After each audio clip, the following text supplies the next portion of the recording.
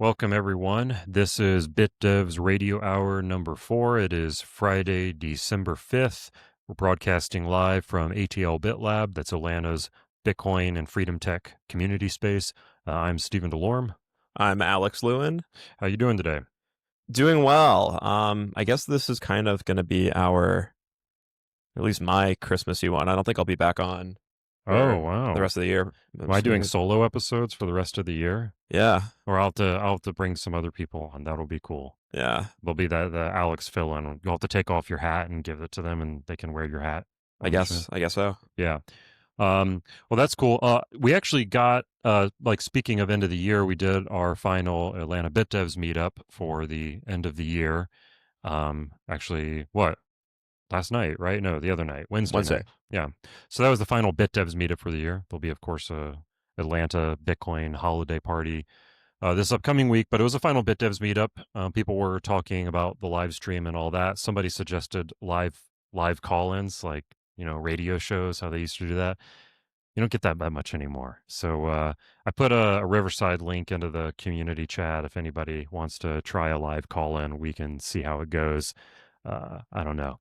But otherwise, we can, I guess, get into today's material. Anything you think we should hit on before we talk about what's new? No, I think we're good to go. All right. Well, I'll also go ahead and use that as an opportunity to say that if anybody has any content that they particularly want to learn about or interested in hearing about on the live stream or on the podcast, let us know. Otherwise, we're going to cherry pick topics from Bitcoin and Lightning technical development, stuff that we find interesting. So why don't we just start at the top of the list here? We got some new BIP numbers assigned today. And this was a post from Merch on X, one of our BIP repo editors. 2 new BIP numbers assigned. That's BIP 110, reduced data temporary soft fork, and BIP 89. Some people might be wondering why it's BIP 110. We talked about reduced data temporary soft fork, I think on the very first BitDevs Radio Hour right there. And someone asked here on X, why 110 and not 444? Genuine question. Merch responded, same reason as why 420 is not opcat. Someone making up a number assignment on Twitter does not mean that no number has been assigned. Also, another submission had self-assigned 444 before. The process states that number gets assigned by editors in the PR, which just happened now. So if anyone was confused about that, well, that's why now it's 110, but should be the same BIP that we talked about last week. Yeah, BIP numbers, they are meaningless, but typically they try to keep related BIPs together. So I have no idea what the neighboring BIPs around 110 are. Maybe it's policy related. Yeah, if you notice, like all of the stuff around like HD wallets and, backups and stuff, they're all in the like 30s and 40s, I think. So you see kind of a similar grouping around those related ideas. So yeah, I guess whatever this is, it belongs in the hundreds. BIP 109, 2 million byte size limit with SIGOP and SIGHASH limits. Oh, I wonder if that's for consensus related ones. Yeah. No, I'm guessing that this is a collection of like silly ones that they don't like. Huh. I'm wondering, like, it's Gavin Anderson, like he's a real contributor, but it's interesting. Well, yeah, we'd have to check on that. If anybody knows, let us know in the chat or send us a boost on Fountain afterwards and let us know. I'll probably avoid talking about that one any further since we kind of went into more detail at several meetups and also on the first live stream. 89 I thought was interested in talking about, though. This BIP itself is from October, and I had not heard of this back in October. I missed this one, but it just got a BIP number today, so that prompted me to go and read through it, at least skim the basics. So it's chain code delegation for private. Can we actually read the title? I can't see it anymore. Yeah. Chain code delegation for private collaborative custody. What on earth would that mean? Great question. I'll tell you. Well, so collaborative custody, familiar with that? We're talking stuff like Unchained Capital, Casa, all these kinds of services. The basic idea is my coins are locked up in a multisig. I have perhaps two keys, and then my collaborative custodian maybe keeps one key. If I lose one of my keys, I can go to my collaborative custody person and I can get them to sign transactions for me. That's useful in the case of a backup or something like that. Can you imagine any problems that you might have with a setup like Unchained Capital or Casa? One thing is that you have no privacy. The service provider sees everything. Yeah, the typical way that you would do these kind of setups is you would generate all three keys, and you would have like an xpub, the extended public key. So in order to create this multi-sig quorum, you would need the three extended public keys for all of the keys, and that effectively allows, the typical way of doing this is that anybody in this multi-sig quorum is going to have the xpubs necessary for, being able to generate addresses. Um, that's how Unchained can give you an address when you go log into their web app. It's also how you can take, your keys and move it to Sparrow or some other, wallet application, and you can still generate the same addresses. So there isn't really any privacy. We're not trying to, indicate foul play on the part of Unchained or Casa, just saying that from a technical perspective, it is possible for them to generate addresses, and they can, see any address you have, and so you lose some privacy from that regard. So what this thing does, as I understand it, is this BIP is basically to completely prevent needing to share the xpub with your collaborative custodian. So using the idea is that you withhold the chain code, and as such, you don't need to give them the xpub, and they're not really able to generate, the person who's holding the other key for you, the company that's holding the other key for you, let's say, is not able to generate addresses on your behalf, so they can't see which funds you have. However, they can sign on transactions, and so what you're able to do is you're able to give them a number to help them tweak the signature such that it would match. The signature would end up valid once they sign it. So that makes it so that they can effectively co-sign on your transactions without needing to know every single Bitcoin address you have, which I thought was interesting. This is super cool. I've not heard of this at all. So, yeah, I mean, one thing to note is they still would be able to see the contents of the transactions they are signing. But what this allows, like the added privacy, is that they wouldn't be able to see any of the transactions that you sign with the other two keys. Yeah, that's a good clarification. Yeah. Yeah. So yeah, like the third key usually is just a backup. It's like the emergency key. So the emergency key holder can still safeguard you in case you lose one of yours, but they don't have to be involved in all of your normal transactions until you have an emergency. Yeah, I think that's a great way of putting it. It's like you could just, get by with your two main keys and do all your business and stack all of your Bitcoin, and only really get that collaborative custodian, only dox your coins to them if it's like an actually absolute emergency. Yeah, this Uh, is black magic. I need to understand how this works. I really don't get it. What do you have like intuition of like technically how this is possible? it's with key tweaking. They said, and gets into the cryptography stuff that's a little bit beyond me. But I think it's only really possible with like Schnorr signatures. But I might be wrong on that. I'd love to be corrected on that. Yeah. Okay. Custodian sends TI, and then you create a child pub key and a child private key. So you create a new key pair using the custodian's key, and then you create the transaction, and then they give you a signature, and then you could tweak the signature after the fact. Is that the trick? I think you give them the number and they tweak it as they're signing. They tweak it as they're signing. Yeah. And that's like enough because of Frost math. That's enough to validate a signature. Yeah, I think so. But again, Wild. I'm not a cryptographer, so Um, I mean, you get into all this kind of stuff. It's like the same kind of stuff we've talked about with like Spark before, I think, where it's like, that you can have all this idea of the, you just need to like compute the difference. If you want to create an aggregate signature, you can compute the difference between two keys. Um, I think it might be related to that, but regardless, I'm in way over my head. I just thought it was a cool idea. Um, Jesse Posner contributed to this, and Jervis Tan. I think Jesse Posner's working on a project called Vora now. You can see it in the email address on the BIP. And Jervis, I'm assuming, must work on some stuff at Block. But so Yeah, talking about he works on the hardware wallet. okay, BitKey. So we got two multi-sig wizards here. Yeah, and plus, yeah, Nick Farrow, he's the Frost wizard.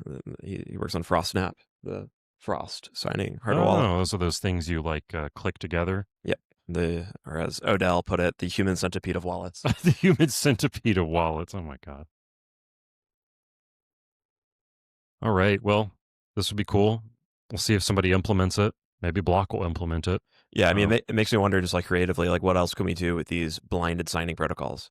Like, what other areas are we like leaking privacy to a signer? Like, I wonder if, like Rob Hamilton's company, like Anchor Watch, could utilize something like this to make the insurance setups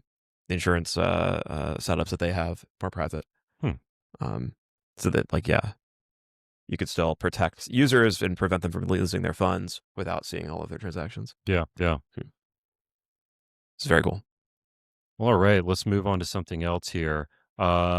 So yeah, we just have like a grab bag of random stuff we thought was interesting. I think the consensus bug, this was from either today's Bitcoin Optech or last week's, but I thought it was interesting nonetheless. Probably worth talking about.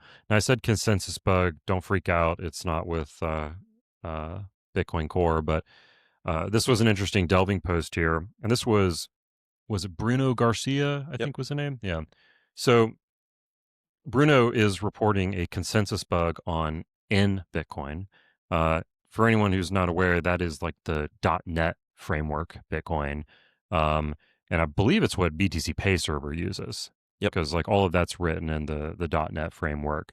So we're not talking about like a client that is going to be like propagating transactions and all that between Bitcoin nodes. But anywho, they identified a vulnerability or I shouldn't say a vulnerability. They identified a situation where you can feed in a certain type of transaction where in Bitcoin will report it as not valid and Bitcoin Core will report it as valid. And so that would obviously not that we're talking about real transactions here. It's just a test transaction, but had it been a real transaction, then there would have been a difference in consensus between Bitcoin Core and Bitcoin. I think how they discovered it is the more interesting aspect of this story. And they discovered it using differential fuzzing. And with this, so they actually, I think there's a link that I put under there that goes to the Bitcoin fuzzing library on GitHub. Now, Alex, you have a little bit of, I don't know if I want to say experience, but I know you've talked about fuzzing related concepts at BitDevs before. Could you maybe like at a high level explain what fuzzing is to folks? Yeah, so fuzzing is a testing strategy. When we're testing software, it's hard to, like, one of the roles of the software engineer as you're building important software is to think of ways to test it and try to cover all of the cases of the way that it can go wrong. So you'll hear about like creating massive numbers of test vectors or test cases. This is very labor intensive and challenging, and to know all of the different ways that it's possible for a computer to mess up, you need teams of PhDs. This is how like NASA wrote software in like the 50s. It's like you just had teams of PhDs that like wrote every possible test case. This is not a feasible task for most software engineers. Now we have a better strategy. So fuzzing is a different strategy for testing. Instead of writing all the tests yourself, you get the fuzzer to generate random inputs to different functions and you wait for it to break. So it's basically brute forcing the program to find bugs. It's pretty nuts. There's a lot of sophistications, a ton of research and a ton of development to the libraries to make fuzzing very good. But Bitcoin Fuzz specifically has been working on creating fuzz tests and running fuzz tests on Bitcoin. One interesting thing about fuzzers is that you never finish. You just keep running them forever, and then they just spit out more bugs over time. I think of it as almost kind of like mashing on the keyboard. Yeah. That like it's like if I were to like bring up a piece of software on my computer and just mash the keyboard forever and ever until eventually I, enter in some combination of keystrokes that just completely bricks it. It's not like that. We don't literally have somebody pushing a keyboard, but you're trying to provide these like randomized inputs and see will one of these unexpectedly break the software. Yeah, like it's the same process of like mining. You're brute forcing to find a low hash. It's like you're brute forcing to find bugs. And this one specifically was a differential fuzzing project. Yeah, so differential fuzzing is still fuzzing, but instead of looking for the program, instead of fuzzing a program to try to find like crashes or breaks, you fuzz two different programs that are supposed to do the same thing, and you look for differences.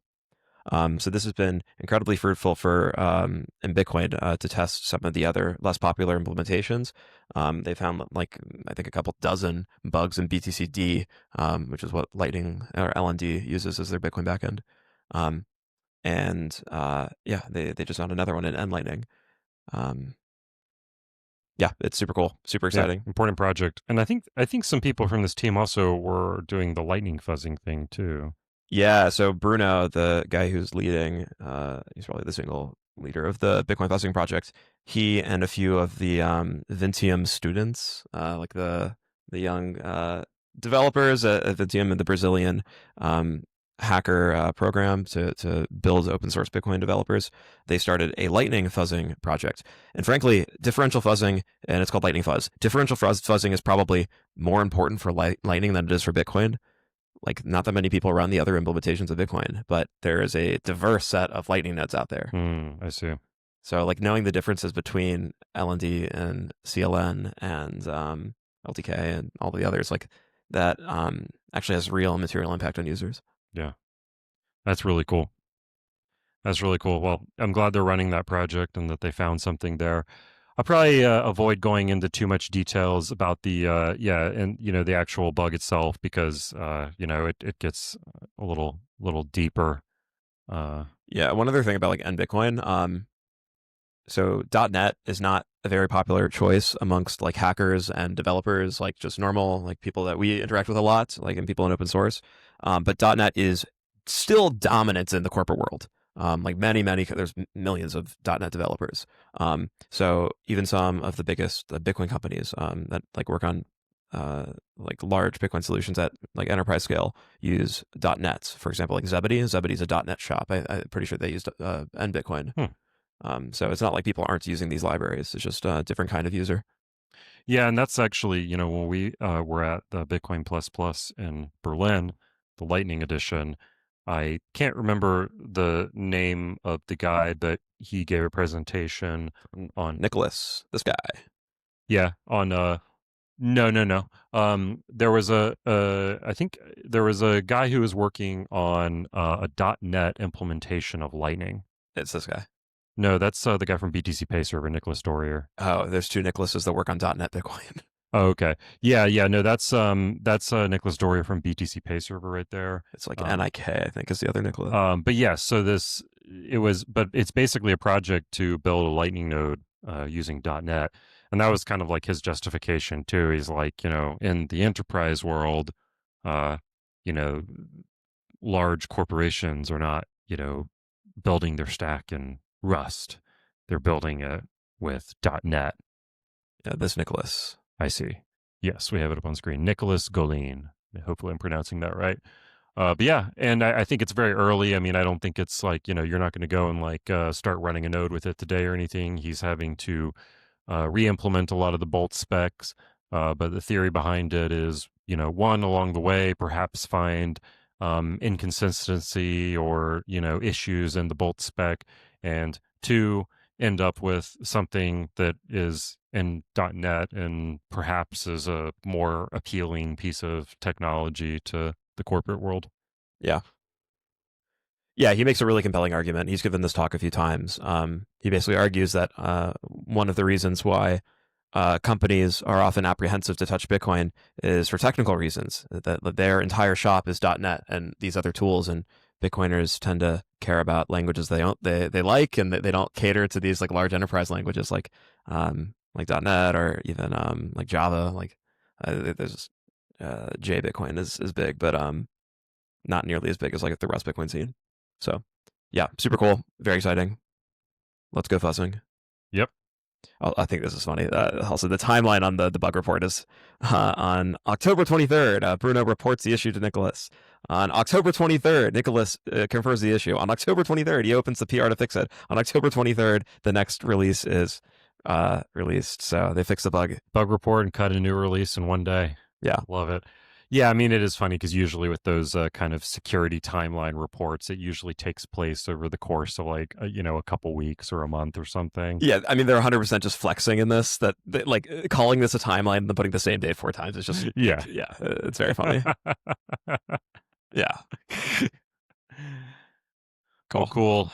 Okay, well, we got another banger here from Z-Man, ZMN SCP-XJ, private key handover. So this was a post to Delving, and I don't think it got any comments yet, but I thought it was interesting, and so I wanted to highlight it. Yeah, I mean, for anyone who's not familiar with Z-Man's work, Core Lightning contributor and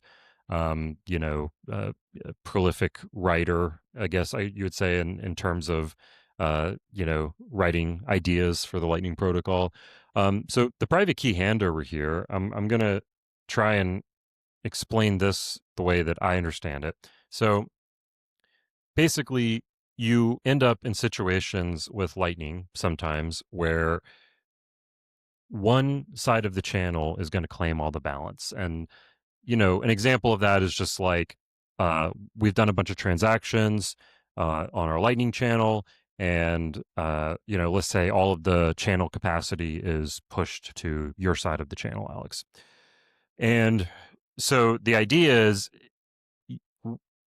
he's putting forth here that you could make this way more efficient, this HTLC, this kind of like this hash time lock contract that might need to be claimed on chain. You can make that way more efficient if I just gave you the private key. If I just handed you the private key to that, and then you could just spend that directly. And yeah, I know I can see the expression you're making, but he outlines it in pretty good detail here. So I mean, for one, the idea is you wouldn't have to have any kind of collaboration in order to RBF it. Two, you could consolidate bunches of these things into one transaction, because if you just have the private key, you can spend it directly without having to spend that coin in another way. So yeah, I thought that was interesting. And he kind of goes into a lot of detail about like how you would do that. I mean, the basic idea is it involves, each of us generating like an ephemeral key here.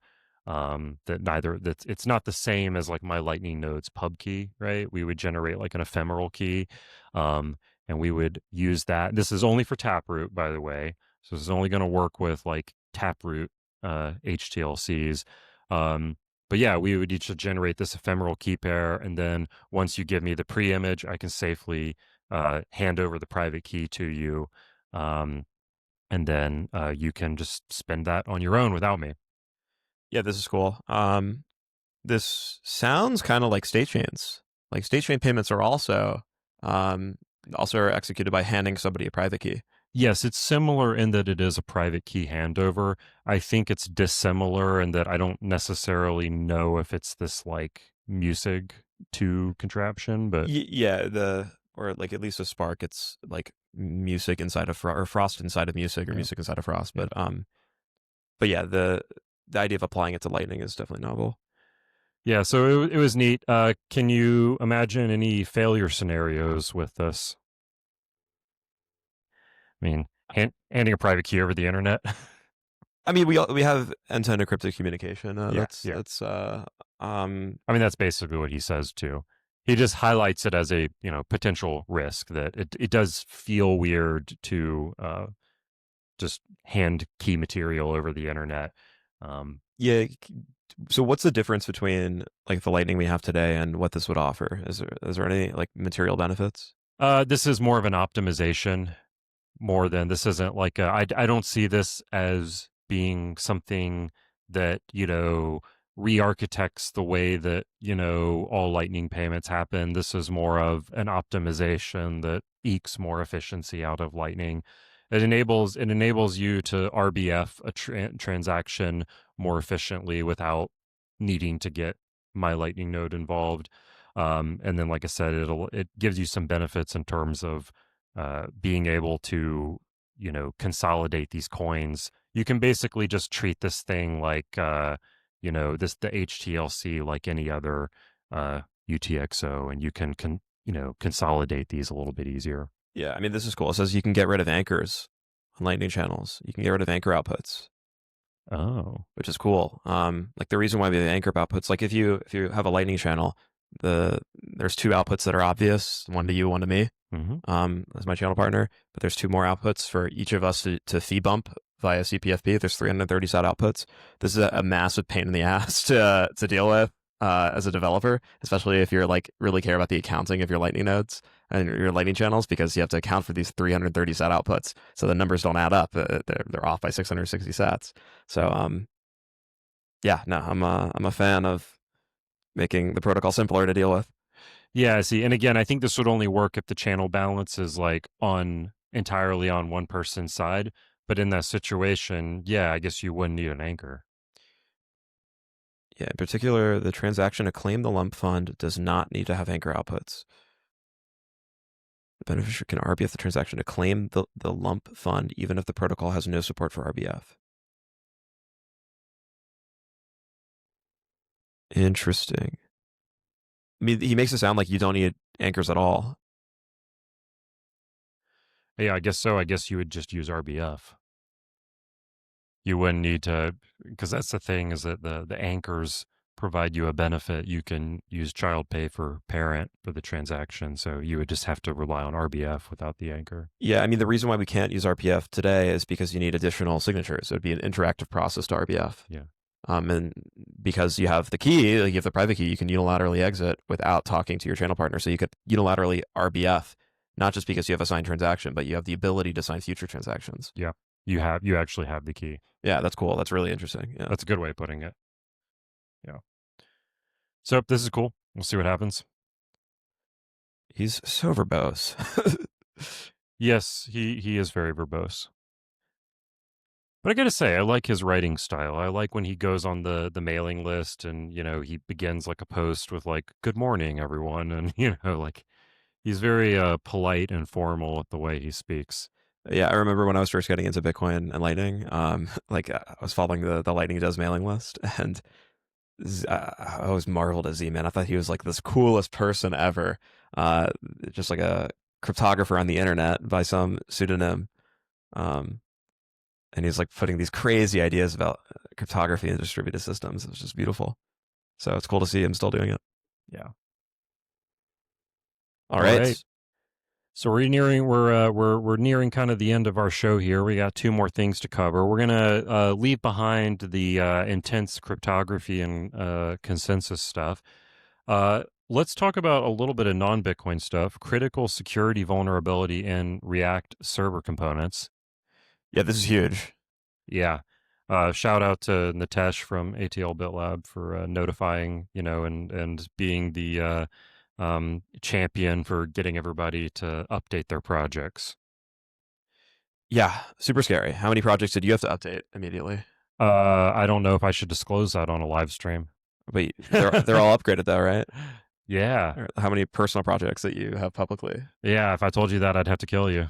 A lot. Like, so, I mean, the reason a lot of people are having to update their projects is because of Next.js, right? So It's actually not Next.js. Oh, sorry. Like Next.js is what people are using, but the underlying bug is in React. correct. That's what I meant. Is it so? This is a vulnerability in React, and specifically, it's in several versions of 19.0, 19.1.0, 19.1.1, and 19.2.0. However, one way that many people consume React these days is using a framework called Next.js. I'm raising my hand. Alex would be raising his hand too if he wasn't holding a microphone in one hand and using the other hand to navigate this website. Because it's a really handy framework. You can deploy it to platforms like Netlify and Versal. It's just kind of if you're building a web application, it's like a great starter point. Um, and so, oh, we got a comment here. Hey guys, good to see you. Love the set. Have a good weekend. Hey, thanks, Peter. Thanks for chiming in the chat. Um, so yeah, a lot of people in the kind of in our crew have used Next.js as starters. Same on the broader internet. Um, and so and if you've made a Next.js project at any point this year in 2025, I'd say it's probably using React 19. Yeah, so one reason why Next is getting hit harder is that Next was a early champion of React server components and building this like server side front end. And that is where the bug lied. It was in the React server component code. Yeah, and so that makes sense because with Next.js, there's two ways that you can have a page rendered on your website or your web app. You can use the client rendering, which is actually like old school Next.js, but the client rendering would be all of the interactivity and like kind of like assembly of the HTML DOM happens in the browser locally, and that's client. And I still use those today for like when I have interactive stuff happening on a web page or a web app, stuff that needs to change frequently. I do that as a client component. But a lot of the newer versions of Next.js use server components by default, and so it's actually going to assemble the DOM, or I'm sorry, I should say it's going to assemble the HTML markup on the server, send that to your browser to construct the DOM. So yeah, Next.js uses server pages by default now, so it's using this. Yeah, super cool for web dev. But yeah, so while it's only in just 3 minor versions of React, like just of React 19, it's in all of these versions of Next. So basically most of Next 15 and Next 16, which was recently released, got nailed. Yeah. So, like I said, if you made a Next.js project like 3 years ago, I don't think it shouldn't have this. But if you made a Next.js project and you like started a fresh project anytime in 2025 or updated the dependencies on a project in 2025, you might want to go back and look at it and see if it's using React 19. Yeah. So other things. So comparing to the timeline that we saw in Bitcoin Fuzz did everything in one day, and Bitcoin did in one day. It's still pretty impressive. So November, the timeline for this fix was also very speedy. So November 29th, somebody reported the security vulnerability via the Meta Bug Bounty Program. And then November 30th, Meta security researchers confirmed that the bug confirmed the bug and began working. By December 1st, the fix was created and they started working, and the React team started working with the downstream service providers to open source projects to validate the fix. And then by December 3rd, this was published. Crazy. This is probably the worst security issue with modern front end in years. Can you think of anything remotely close? Like the specifics of the bug allows any attacker to go to any website of any project running this code and execute remote code on the server with server authorization. So they can steal server secrets, they can poison your system, they can crash your server by just visiting your website. What do you think that would mean for something like, let's say, a web application running on Versal? Let's say Bitcoin hacker has made Next.js, done something, built a little web application, added in some environment variables on Versal to help it connect to their Ln bits or a Lightning node or something like that. So they have this web app. Its code is on GitHub. It's hosted on Versal, and it has some environment variables on Versal that would, allow it to connect to a Lightning node and some other stuff. What do we think the risks are? Yeah, so like I run a bunch of projects on Vercel. They had an email saying that there is no intervention that can be done without changing the code. Yeah. So if your project is running on their system, then anything like you have full authorization of just code running on the server from the client. But I guess I'm assuming that must be sandboxed and for Versal, that so that they don't, it's not going to like affect their whole system or. Yeah, correct. But like as a developer using these systems, part of the promise is that the client is that like the user fetching from a website Mhm. cannot touch things on the server. So you can do Totally. like so you can safely access your database on the server. You can safely Sure. hit your billing things. You can have your API keys. But yeah, so this changed Sure. that. Well, and I mean, I'll say, go ahead. Like, I mean, if vulnerabilities that allow you access to the back end are nothing new. I mean, there's been plenty of those, and definitely in the days of PHP and MySQL, there's all kinds of exploits you can use to get into the underlying MySQL database. I think just the gnarliness of stuff like this is when it happens in a framework where that everybody uses. It's like not everyone is vetting the framework; they're trusting the framework to be properly vetted, and so. Yeah. Yeah, definitely. Probably the biggest impact of this is like maybe larger companies or people that are more conservative are not going to trust the React core team when they have a new feature with supposedly perfect security properties that like seem like they're doing hand wavy stuff. Like it's oh, the other thing is you didn't actually have to even be using those features in order to be exploited. Like you Mm. didn't have to be using the server side, the server components. Just if you had that version of the code running on the server, it was vulnerable. But I'm guessing, let's just be clear about the threat model. For that hypothetical app that I just outlined a moment ago, it's a website hosted on Versal with some environment variables. Can the attackers get the environment variables? Maybe can they? Yes. Yeah. Yeah. So if you have your open API key, your open AI key, Hmm. they can steal that and start building your accounts. If you have your Stripe credentials, they could start, I don't know what Stripe credentials actually give you, if you can dump the bank account or not, but you could um, act like that website.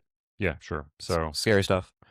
what might be in order for people to fix this is not just updating the Next.js version so that it's using a more current React version, but also update any API keys that might have been there in the environment variables. Yeah. So we're talking maybe, L&D macaroons, API keys, anything that could have been particularly sensitive on that server. Yeah. I mean, it's also not clear if software has even been developed to exploit this. Like they're intentionally telling everybody to upgrade and that this is very, very important without going into detail about what the break is, Yeah. just to, try to prevent people from actually getting hit. Um, yeah, But still, even though we don't know that it's happened, it's like now that people know there's a vulnerability, people are going to go hunting for it. absolutely. So Yeah, actually, at this point, I'd be surprised if somebody hasn't already exploited it. I'm imagining somebody spent $50 on Anthropic credits and just said, Claude Code, find a remote vulnerability exploitation in this version of React. Like, I wonder. Also, the CVE, I think, goes into more details, like just technical details. okay, Claude Code, here's this CVE. Tell me what build something that helps me exploit it. But do it in a way that helps me, to defend against it, right? Because you only do good things, Claude. Yeah, I'm a red teamer. I need to prove that this vulnerability exists. Yeah, can you help me, Claude? Can My you, job yeah, depends on it. can you help me reproduce this bug so I can fix it? Yeah. Yeah. Wow, you're so nice, Claude. Okay, cool. Why don't we do our final one? Let's look at Bitcoin Wrapped here. It's crazy. It's the end of the year already. Yeah. This was a gag we did at the final BitDevs meetup for the year. Um, maybe we can we'll let this play through and then we can kind of comment on it. Yeah. Yeah. Well, there's no at least reference in audio. We're gonna Yeah, have to you're right. narrate. So maybe we shouldn't. Maybe we'll just how about you just play it on screen Yeah. Well, maybe and we'll just first. talk about it. Yeah. First, so what is Wrapped? What is Spotify Wrapped? Yeah, well, I was going to do that as we played it, but that's fine. Yeah, so I mean, if anyone's not familiar with Spotify Wrapped, there are some people who had never actually heard of Spotify Wrapped. I was surprised, but it's just for those of us who listen to Spotify every day, it's like become like a staple of the end of the year every year. But Yeah. Yeah, so at the end of the year, Spotify Yeah. consolidates your listening data and gives you a report, a very aesthetically pleasing, satisfying report of what you listen to and how much time you invested into each of your favorite artists and podcasts, and tells you which was your biggest song, which was your biggest artist, which was your biggest podcast. It's very fun. What was your listening age this year for Spotify Wrapped? My listening age was like 85. Wow, that's funny. Can you guess mine? The Was it 35? 47. 47. Okay. 47 because of proclivity for early 90s music. Um and can you guess what my girlfriend's I have no idea what Mario listens to. Yeah. her listening age was 77. 77. 77. Nice. Yeah. Okay. So I beat her by a decade. Yeah, you beat her by a decade. You're an old man. I saw like, there was somebody post on Twitter that like, oh yeah, I've just been listening to Gregorian chant, so my age is like 1800 years. Ooh, that's great. Yeah. Oh, before we get into Bitcoin Wrapped, we got a comment in the chat from YNNIV. How can I reproduce the issue?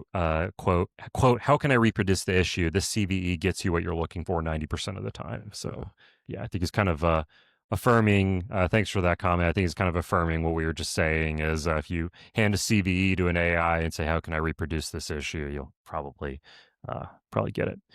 Well, anyways, as Alex was explaining about Spotify Wrapped, aesthetically pleasing, he had the idea, I think it was your idea originally, that maybe we should do like a spoof of that for Atlanta BitDevs. And what did we cover at BitDevs over the course of the year? Yeah. Well, yeah, I guess I observed every company and their mother is now making wrapped services or wrapped things for their services. They're copying Spotify Wrapped and doing it for YouTube and Facebook or whatever.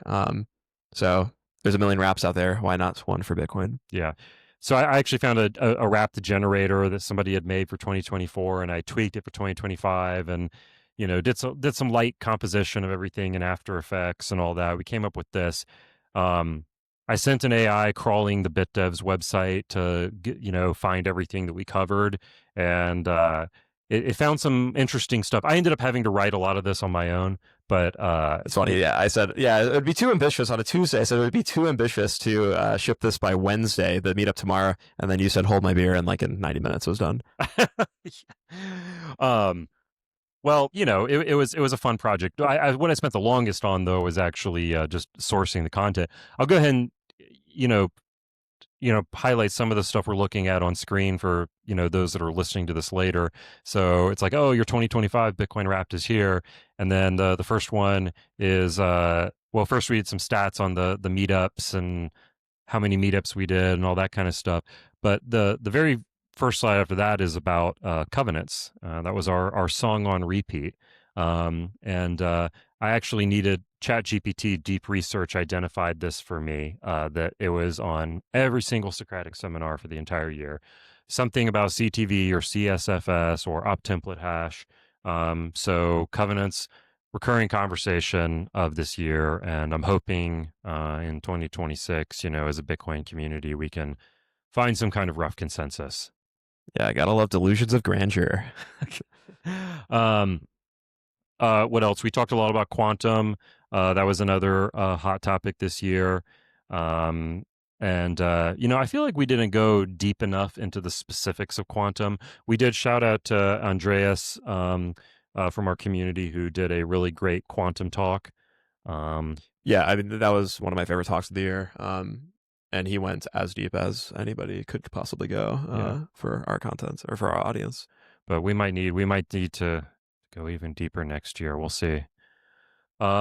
Yeah, I mean, we're just looking at this, pleasing animation on screen, and let's just let it go, and we can talk to the stuff that speaks to us.